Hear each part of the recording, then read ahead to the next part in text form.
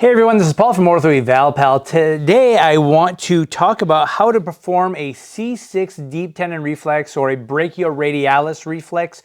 This is something that I commonly do every day. I have a reflex hammer in my back pocket, so it's something that I do a lot of.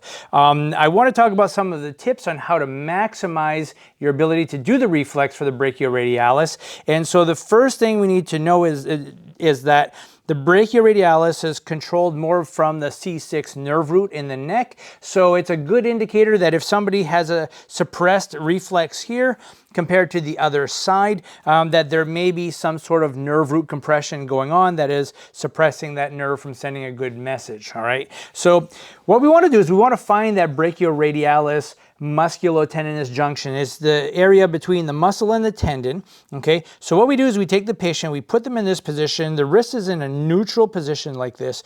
I'm going to offer a little bit of resistance here, and we're going to see if we can get that brachioradialis to jump out at us a little bit, all right? So I'm just going to put a little outline here on where that is, okay?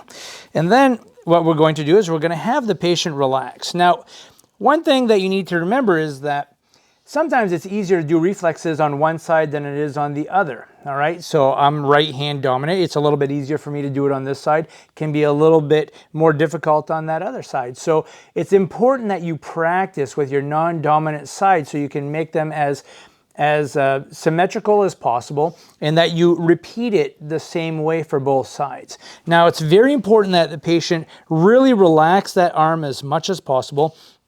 The tendon goes in this direction right here.